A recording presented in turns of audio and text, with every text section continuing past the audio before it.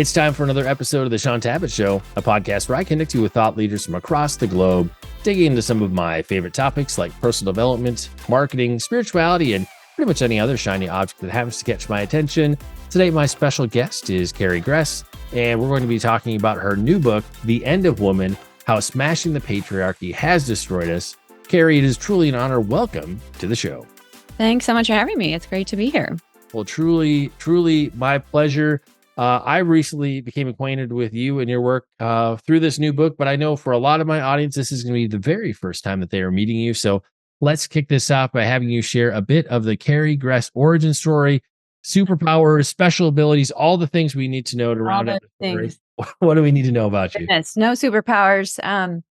I grew up in Oregon and, very lukewarm background, totally uninterested in the intellectual life. And as a teenager, actually, my father passed away. And I think that led me to start asking bigger questions than most teenagers are asking. And I really came back to Christianity in force when I was in college. And, it's interesting to see looking back, being in a place like Oregon where you've got sort of new age influences and also a lot of just the college scene at the University of Oregon. I just marvel that I made it through that and ended up on this path and eventually got a doctorate in philosophy. And kind of have lived all over the world and finally finished my PhD shortly after I got married. And I now have 5 kids, and we have homeschooled for about 9 years. We're in kind of various stages between 2 are in school, 2 are homeschooled, and 1 is too young to be in school. So anyway, every year is different, as you know well, and we're just taking it one day at a time at this point. But that's kind of the short story. That was a perfect elevator pitch story of who you are. Thank you for that. Next, let's get into what I always like to call the story behind the book. How did you, now to be fair, this is a topic we all desperately need to keep discussing, but how did you get the courage, the bravery, maybe just put some blinders? I was like, all right, I'm going to go here. Like, how did you fall into writing about this topic? Right. No, that's exactly right. Sort of cocooned myself into writing it. But no, I've been interested in this topic for a long time. Just that, I think, Matt Walsh's work in terms of what is a woman, why can we not answer this question? Like that sort of was just begging to be answered. And so I decided to dive into it. I had already done a couple of books on womanhood, but I never at this length. And I had only looked back to the second wave feminism. I had never looked at first wave feminism. So I thought, okay, I've got to, I got to check that box and just see what's back there. And that was really what carried the book, actually. And I think what the book is, probably the most unique contribution that it offers to all of us is just a deeper look back at the origins of feminism and to really see the problems that it has, started from the very beginning. These weren't things that just cropped up in the 1960s or 70s. I mean, certainly they were exacerbated at that stage, but the major problem started very, very early on. And so anyway, that once I discovered all of that, it just became really clear and easy to write because I just saw the big picture, and no one's really written on it either. So it was interesting to draw from primary sources and secondary sources, and mainly from people that were very pro-feminist, and to really pull from those sources and just say there's some serious problems here that we aren't seeing as a culture, and that women in particular need to see. So they understand themselves as women. And of course, men need to understand as well, because it ultimately has come back to power. And, we can see how men have been shut down, and women have, been given either kind of this narcissism or entitlement that's incredibly unhealthy. And, none of these things are really what we need to create a thriving culture. So I think it was all of those kinds of things that really led to ultimately to the book. When you reference Matt Walsh's documentary, What is a Woman? He also has a related book by the same title. Some people loved it. A lot of people hated it as well. Culturally speaking, like, when did that become such a taboo or scary question to answer? And we see a lot of things like that in culture right now, where last week we could talk about this on social media or on a podcast. The next week, all of a sudden, you could get demonetized and whatnot. Yeah. Is there like a dividing line where all of a sudden that just became taboo to even answer? Well, I mean, I think it's happened with the arrival of the trans movement having this, shining light on it and this moment of popularity. I think that's really where that came into play. But it's not a new idea. In fact, the 1970s, there was this whole broad discussion about um, getting rid of gender, and that that was really one of the primary goals of the second wave, was to just erase gender altogether. And I go into that certainly in the book, but all of these things sort of built up to that moment, and you can also see the tension of this is it's an ideology when it's sort of turning in upon itself, where you've got those feminists who say like J.K. Rowling, who are offended by it, the idea of trans, and then you see those feminists who are very much for it. This kind of eating its own kind of attitude that happens with ideology. So yeah, I think it's fascinating to watch how quickly this is happening. I also think it's fascinating to see that the reaction that people have against this. It's almost like finally the movement has gone a step too far, and people are finally realizing this is not right. When we all have to pretend that other people are something that we clearly can see that they are not. So yeah, that's the. But it is interesting to see this pattern, like you said, from week to week, it changes, doesn't it? Indeed, indeed, it certainly does. And I'll just say, as we look back across really the last 3 to 4 months, this past summer, we seem to have crossed a threshold culturally where people are pushing back against craziness. Finally, the pendulum has swung far enough where Right. people in all segments of culture, to some degree, are beginning to say no to many of these things. Many that are coming from folks that are surprising to all of a sudden have a dog in this fight, or a voice in the discussion. I think the place I'd love to have us kind of go first is just the opening part of the book. You talk about kind of the history of feminism, key voices that are often referenced inside, or key writers. I think for a lot of us, myself included, that was just, I'd never even tapped into that space ever. But with kind of those heroines and heroes that are sort of those dogmatic figures that we look up to in any movement, they get whitewashed and all these things. Like, what's kind of the inside track on some of those key figures? And on the one hand, they're venerated, so to speak, but they didn't necessarily have the cleanest, greatest lives either at the same time. Right. Right. There's that. I think that was one of the things that was just the most surprising to me, was just the amount of polish that was put on these people that we consider really the forefront of the feminist movement, or the foundresses of it. So yeah, I obviously went all the way back to the who was considered the woman who's considered the godmother of feminism, Mary Wollstonecraft. And I think that those early stages are obviously important.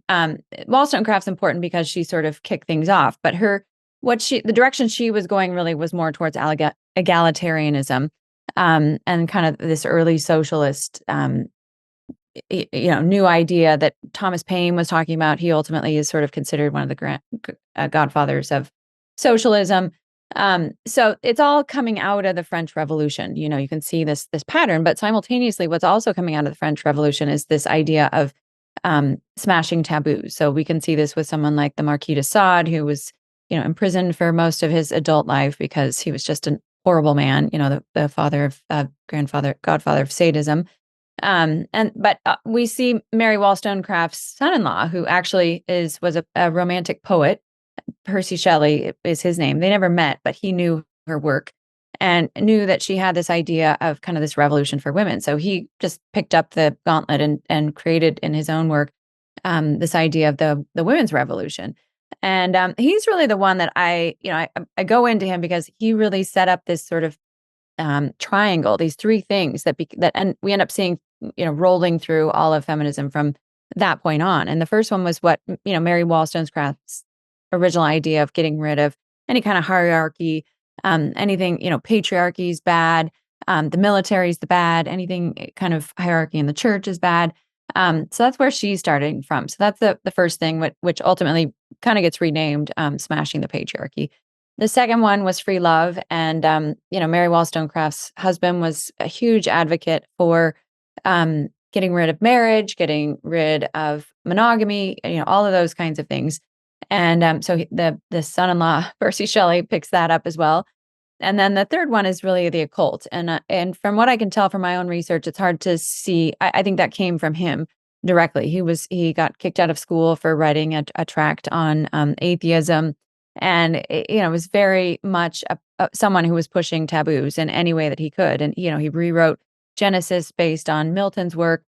describing Eve as, the serpent isn't tempting her. There's no fall that happens, but really she's given an opportunity and a new life because of the serpent. So those are, I think, the really core ideas that we see sort of rolling or cyclical, building throughout feminism. So he was hugely important. So he's writing all this while his wife is writing Frankenstein. It's just amazing to think of this couple and how influential they were. And, of course, most people don't know very much about them. But a lot of his ideas were then later picked up, particularly by Elizabeth Cady Stanton, who most people, agree is the heart of the suffrage movement, the Seneca Falls Convention that she held. And just she and Susan B. Anthony really were the ones that had kind of the main voice. And it's really interesting to look at the work because you can see that Katie Stanton was very effective in sort of branding themselves. I mean, making them, there were other women who were suffragettes and who were working in the movement, but she was able to sort of rewrite their story and even have Susan B. Anthony back at Seneca Falls, even though they didn't know each other at that stage, and kind of create this mystique around them as the women who were, the heart of the women's movement. But of course, there's a lot of really ugly baggage that Katie Stanton was involved in, and direct, and also Susan B. Anthony as well, because of their relationship. A lot of Susan B. Anthony's content we don't have. I guess her biographer spent 4 days burning all of her correspondence, all of her journals, anything that she had. So we have very little other than letters that were received by her from other people. So she's hard to track down, but we know that Elizabeth Cady Stanton was very involved in the occult and medium seances. The table that is now in the Smithsonian is called the Spirit Table, because that's where she had the idea for the Seneca Falls Convention, which probably was through a seance. So it's really fascinating to see how these things are involved. She also had renounced Christianity. She was very free love was something that she wasn't open about supporting, but she was very close to those who did support it. And actually, that was sort of the downfall of the movement, was her involvement in with this woman named Victoria Woodhull, who was a very much an open advocate for free love. And she also, Katie Stanton was also wrote this commentary on the Bible called the Women's Bible. And, it's a little bit amusing actually to read because it feels so juvenile. It's she and other women have taken almost anytime a woman is mentioned in scripture, and they just keep saying, repeatedly the same sort of problems that they have with the way that the women are treated in scripture. So yeah, there's a lot of baggage there. And then of course you move to the 20th century, and there's this real blending of the feminist movement with communism. Especially Betty Friedan is one that I think, most people just think of her as this housewife that happened to write this book, The Feminine Mystique, not realizing at all that this is a woman that had deep, deep connections with the Communist Party. And her real goal was to try to get women out of the home. I mean, she believed, along with the Marxists, that the best place for a woman was to be doing productive work outside the home. And this is why she called the home the comfortable concentration camp. She made women, feel like victims or that they were missing out on things. I mean, she just masterfully used kind of the feminine psychology against us, and it really got us thinking like Marxists more than anything. And so effective. 3 million copies were published within the first, or sold within the first several years of that book's publication in 1963. So yeah, those were the shocking things that I discovered that I had no idea were, back there. But again, really this pattern of these three things that, the occult, free love, and smashing the patriarchy. But overriding all of this was really a one question. And I think when you start seeing the feminist movement through this one question, everything sort of makes a lot more sense. The question they were asking from the very beginning was, how do we help women become more like men? It was not, how do we help women be better women? How do we help women with, their fertility and children and the vulnerability associated with that? It was, how do we get rid of those kinds of things and make women like men? And so this idealization of the masculine happens, and that's, we see that in a very pronounced way in the second wave, and certainly now. So yeah, there's a lot of surprising content, I think, in this book that I keep hearing over and over again. No one knows, and it's just not really been made widely known by, I think, anybody at this point. Definitely not something that was offered when I was coming up in school. Maybe more so today. You could see a little bit more of this in junior high and high school, probably college, I would guess. In terms of contemporary figures, an interesting person that you bring up in the book is Meghan Markle. You know, hey, Suits has resurged on Netflix streaming the past several months. So for people that know who she was because of just the news in general, they certainly saw her on that show. Talk to us a little bit why she is such an ironic figure given where she Yeah. has ended up. Oh, goodness. Yeah, I had a lot of fun. I wanted to make this book very readable, and I wanted people to be able to see how these ideas aren't just, dusty and old, but they really are affecting our daily lives. So I had fun juxtaposing her with Mary Wollstonecraft, who of course was trying to get rid of any kind of monarchy or hierarchy. And so you can really see this thread coming through where, Meghan Markle has joined the royal family. And of course, it feels like all she's trying to do is destroy the royal family, from the inside. And that's very much what was happening back in the French Revolution. And throughout these 200 plus years, we can see this pattern of the ideas of Mary Wollstonecraft making their way into the mind of Meghan Markle and her efforts to, single handedly take down the Queen and whomever else she wants to with her. Well, and one of the things I find fascinating is an old white guy, as some folks in my circles have told me I am at this point, or just saying that, well, gosh, it's just the patriarchy is against me. It's funny the things that come up in meetings and weird things working with younger folks today. But just this idea that it's the patriarchy that is just bringing all the ills Yeah. and we're just Right. destroying everything. If we would just pretty much disappear, everything would be utopia and wonderful. So is it all of us old white guys who are wrecking Oh my everything in the goodness. world, or are there other people at play too? No, I mean, I think it's fascinating. If you said, if you've seen Barbie, I'm assuming you haven't seen Barbie, but that's really the fundamental message in Barbie is that the many male is unnecessary and needs to just go away. And women can manage, well, we've got it. And that's another one of those just tragic ideas where that just keeps getting circulated because what it does is it takes any kind of a responsibility off of the plate of women. Nothing that happens can be a woman's fault. I mean, we see this in commercials. We see, the stupid dads can't even change a diaper unless the woman's there to show them. I mean, it's over and over again. So yeah, I think that it's absolutely you guys have been scapegoated, and the more that they say it, they know.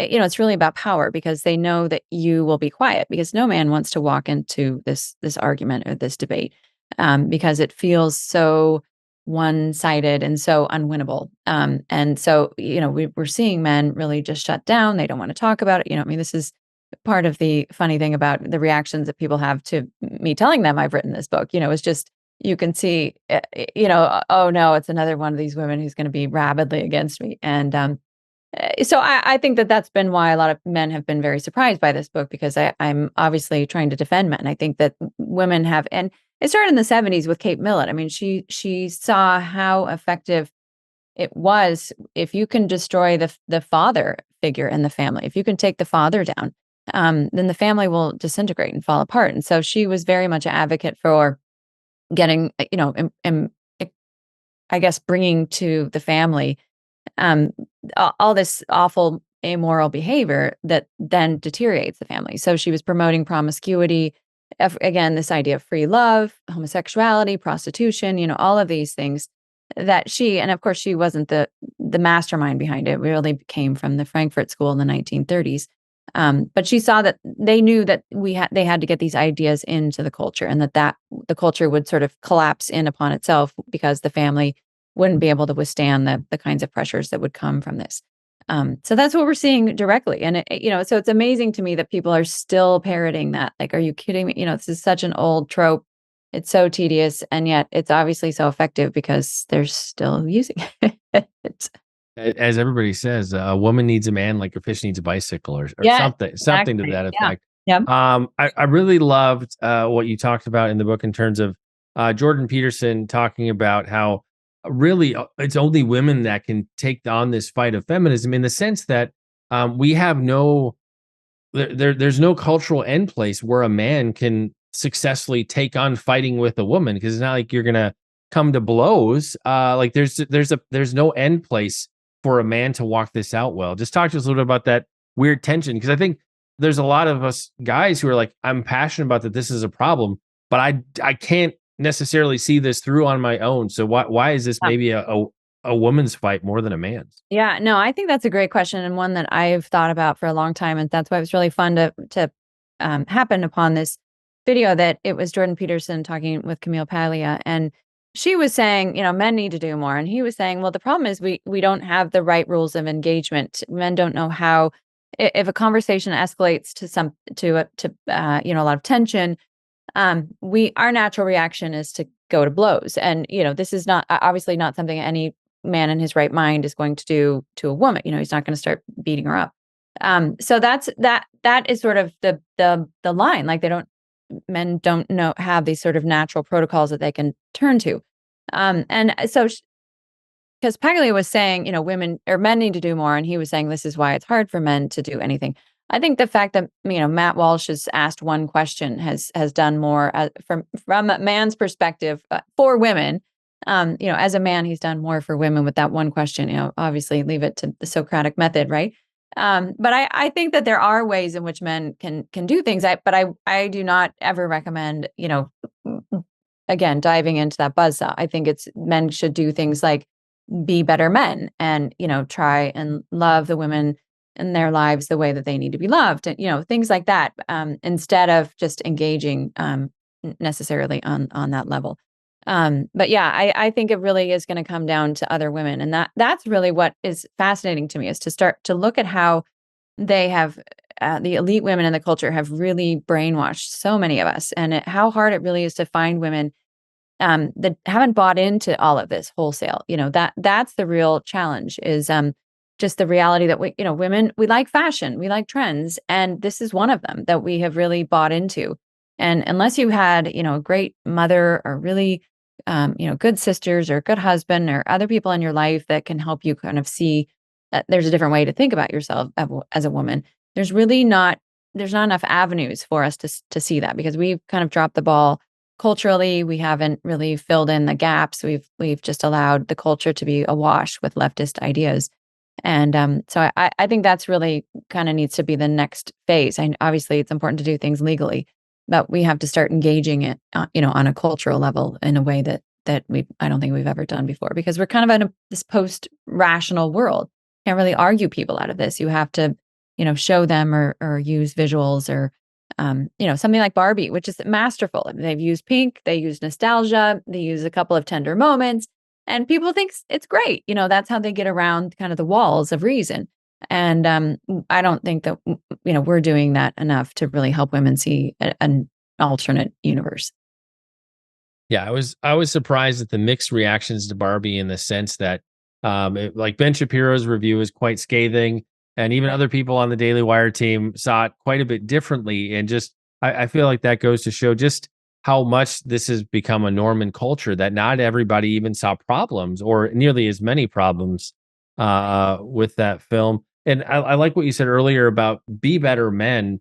One of the challenges we face with broken homes, parents never being married, fatherless situation, just chaos, men and women alike. Most people grew up not having a good example of a marriage or a father in the home. And so it's pretty easy to swallow that pill of like, fathers are worthless, men are terrible, because for many people coming up in the last few generations, unfortunately that was their norm Yeah. in the home.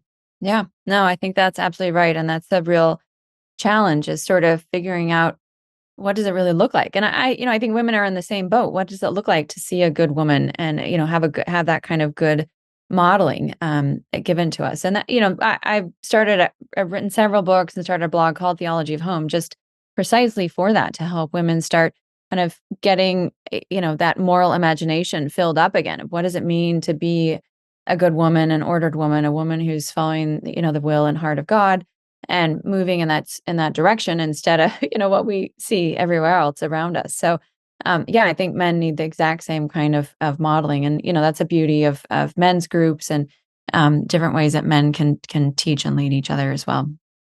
Yeah, I think one of the things that has loomed large in my wife's and my marriage is, even though we come from broken homes, our whole mantra, so to speak, is when we're going to break the cycle. We're not going to go the places our parents went for the sake of our kids, because we know the fallout that's on the other side of that. It takes somebody in a generation to break that cycle. Um, Talk to us a little bit about, in terms of like trying to come to some sense of rational place to land, sanity around the situation. How does worldview, faith, and those kind of ideas play into people's understanding of feminism? Yeah. Yeah, so I have the second to the last chapter of the book is really on this theme, and really, I spent a lot of time on the communist piece, and of course, I read Whitaker Chambers' book Witness, which is just such a phenomenal book. But in it, he talks about this idea of the world's second oldest religion, which is this idea of man worshiping himself, or worshiping the demonic. But part of that is this idea that we can sort of change our human nature into whatever we want it to be. This is what we're seeing more than anything in the culture, is this idea that we can invent ourselves. And this didn't come out of nowhere. It certainly, Nietzsche was probably the first one to really popularize this. Although I don't go into that in the book. Again, I wanted to keep it didn't go too deep philosophically, but Nietzsche, and then Simone de Beauvoir, of course, was the feminist who really brought it to light for women. And she's the one that I think really opened the door to the trans movement, and this idea that we could change our sexes. And then, of course, the technology that has come with it is just astounding and amazing, what's promised and what actually still cannot yet be done, just given our DNA and whatnot. But in any event, yeah, I think that it's just incredible to think about how much of this you have to deny our being created creatures. You have to deny the existence of God. You have to deny his will. And it really becomes about our own personal will. And so I go into that, but there's huge fallout from this. I mean, this is the astounding thing is it's not just, okay, do whatever you want and, hope for the best and hope that it doesn't hurt your family or you or whatever. There's huge civilizational fallout from all this. And, it's interesting. I go into the work of this author named J.D. Unwin. He was a sociologist in the 30s, and he studied 80 cultures and their demise. And he said there was one thing that happened in all of these cultures. He could pinpoint it. He said when he found it in each of them, he wasn't sure if he should laugh or cry because he just knew what was coming next. And he said, and I'll tell you what that one thing was in a minute, but he said once that one thing happens, the culture has about 3 generations before it will be complete. It will completely cease to exist, about 100 years. He said, and that one thing was actually the allowing premarital sex in the civilization. That was the one thing. And once that prohibition goes away against sex before marriage, the 3 things that will happen are faith will be lost, reason will be lost, and monogamy will be lost. And so it's really fascinating to look at our own culture and just see, yep, we've got, we can check all of those boxes and really see the damage that's being done. And, again, how do we fight that? Again, by being good parents, being good men, being good women, shoring up, living the 10 commandments, pretty basic things. But those are the things, again, that feminism has really tried to erase is any of the 10 commandments, even the origin story, according to scripture, the creation of order, the, kind of authority that we have through that. They've actually inverted it. Instead of a God, Adam, and Eve is the helpmate, Lord, naming and being Lord over creation. It's the serpent talking to Eve, and then Eve is the one who's dictating, and men and God really don't have any place in the created order. So yeah, I think that these things are much, much bigger than most of us think. I think we live in such a wealthy culture that we kind of become numb to that there, really horrible things could actually happen in terms of, on a civilizational level. But more and more people are waking up to that because we are beginning to see this real fraying in the culture that's come from all this damage of, 50, 60 years now of living like we aren't under God's will, but can live our own will in any way that we want to. And just to pull briefly again, kind of in that faith thread again, is there any brand kind of feminism that is compatible with Christianity? And again, this is coming at this as a guy who's been in the Christian publishing space for a long time. Have seen a lot of books presented at sales conferences, and I was like, well, this is interesting. I don't know how you're going to work that out in there. Are they mutually exclusive, or do they come together somewhere that I don't know about? Yeah, no, I think this is such a hard issue, because, if you look at these basic principles, the free love, the occult, and smashing the patriarchy, none of those line up properly with any kind of Christianity that adheres to scripture and whatnot. Or the something basic like the Ten Commandments. But I think that there's obviously going to be people that have done a lot of work and they're really committed to the word feminist. And I think that if that's going to be the case, then these people need to be very, very specific about what they mean by feminism, how they're using it, how it's different from the regnant feminisms.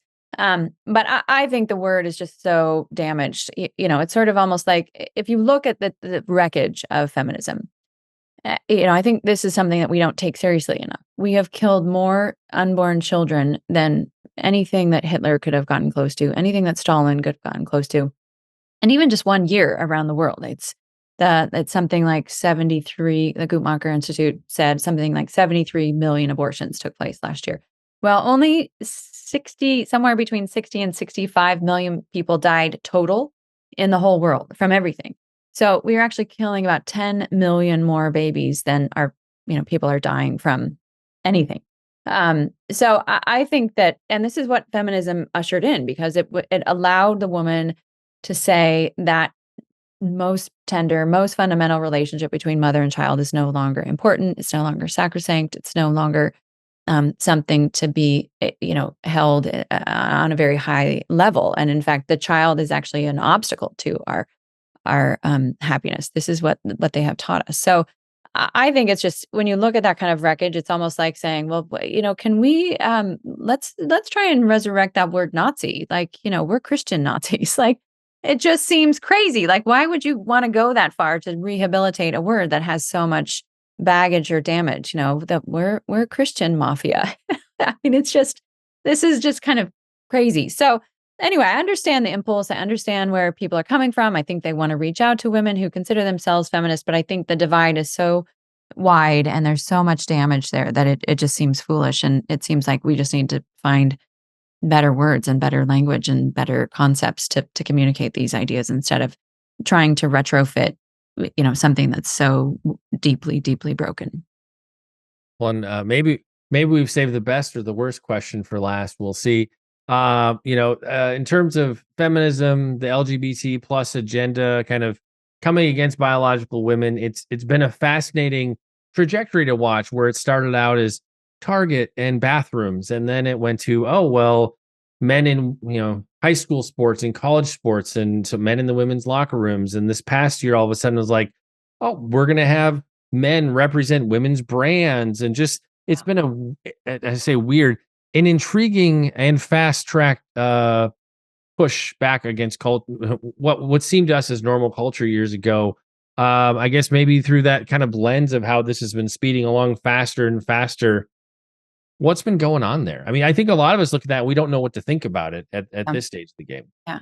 Well, I think it comes back to, again, this idea. I mean, their whole goal has been to get rid of gender altogether. I saw an interview with Gloria Steinem years ago where she was just proud that she had finally crossed the threshold. She no longer just liked men, she liked women as well. And that this was sort of an achievement for her, and something that when she was younger, she wanted to happen, but she just liked men. So I think that this is just a fruit of that, and this kind of effort to, and again, you see, I think no conversation about this can happen without really understanding the role that power plays in it, the role that brokenness plays in it, and the kind of the government gets so much opportunity from this because people are so broken that even, there's a great term that I have in the book, Lionel Tiger, who he's the one that came up with that term, male bonding, maybe 20 or 30 years ago, that everybody started using. But he came up with the term bureaugamy, where you've actually got women who are now married to the state. That's their relationship. They're poor women. They'll never get married. They have children, maybe many different fathers, maybe one father. But the point being that the father isn't the one that takes care of them. It's the state. And you can see that sort of centralization of power, and the people need more. The big brother. They need the government to provide for them. So you can see this too. And the tragedy, of course, is that these are such irreparable things. This kind of the trans surgeries and whatnot. So I think this is going to go out until the lawsuits start coming in, and it really starts costing them a lot of money instead of making a lot of money. We know there's a huge amount of money that's made from these different surgeries and all of the post-ops, and it's just a continual just income that is coming from these trans girls and boys. So until that stream starts drying up and the lawsuits are costing more than what it's costing them or what they're gain or earning from these surgeries, I think it's going to continue. But no, absolutely. The idea is just that we can reinvent ourselves into anything that we want, and that's what they've started with, and really, again, why we're seeing the end of it. And it's pretty ugly and pretty sad and pretty tragic. But I think gratefully, like you said, a lot of people are finally waking up and saying, like, this is nuts. And that's, I've got great hope in that. To actually see boycotts be effective, I think has been really remarkable, because up until this year, I don't think that there were really very, very many effective boycotts like we're seeing with Bud Light or Target. So I think that it bodes well in terms of just having some hope that this insanity will eventually come to an end, because corporations will see that it's not profitable, and on and on. Yeah, it is amazing that so many of the ills we see throughout culture, to me, it all boils down to an identity issue where people have been told their country is bad, the religion they came up in when they were raised, Christianity or whatever it might be, that was bad, their family's bad. And so you have all these listless people where they came from is bad. So they don't know where they came from anymore because they can't talk about that. They're not really sure where they are in the present, and they're not sure where they're going in the future. And so they are just this big void, look desperate for anything to fill them and give them meaning and a purpose. And so we have these multiple generations of people who are just ripe for the picking, looking for somebody to set them in a direction. And that's going to be a hard thing for culture and society to overcome. But it's an identity crisis to me at the end of the day. No, I think that's a really great articulation of it, because that is the tragedy. I mean, you just see this with the kind of loneliness and the surrogates that we've picked up, whether it's pets or pornography, those kinds of things are supposedly filling the emotional needs that are not being met by our relationships and family. And I think it's just, you're absolutely right. There's just this kind of wayward world, and we need to start, and that's a call of Christians, is start loving people where they're at, and start helping them see themselves through this lens of who they are as a child of God, instead of everything else that's coming at them. And in terms of the reader's journey with the book covers so many different things. Is there a core takeaway? You're like, everybody who reads this book, I really hope they grasp this one thing, this one call to action. What is that? Yeah, I think it's really just to start questioning what we've been told as women in our contemporary culture, and to start saying there's something deeper, there's something more beautiful, there's something more compelling. And the last chapter really goes into that, just tries to put some, real flesh on what does it mean to be a woman in the culture today, and how just the beauty of that, instead of just this question mark. So I think that's what really be part of it. And just this recognition that, husbands and children are not there to be obstacles to our happiness. It's, that this really is an avenue through which all women are called. We're all called to be mothers, whether it's biological, psychological, or spiritual. And that's an incredible gift that we have, and something that the world desperately needs. So yeah, I think would be the takeaway. Please just look deep. And Carrie, for the listeners and viewers who like to connect with you, find out more about your books, all the things, where are the places we can discover you on the web? Best place is carriegress.com for my articles. And then I have a blog, theologyofhome.com. And I'm also on Instagram as well, if you want to follow me on social media. And we'll make it easy like we do with every episode. We'll have links in the description and the show notes to websites and social media mentioned, as well as places where you can pick up your very own copy of Carrie's new book. It's time to bring this episode of the Shaun Tabatt Show to a close. Many thanks for being a part of my conversation with Carrie Gress. Once again, our book today was The End of Woman, How Smashing the Patriarchy Has Destroyed Us. And Carrie, I want to say thank you so much for sharing with us today. It's been an honor and a pleasure to have you on the show. Thanks so much for having me. It's great to be here.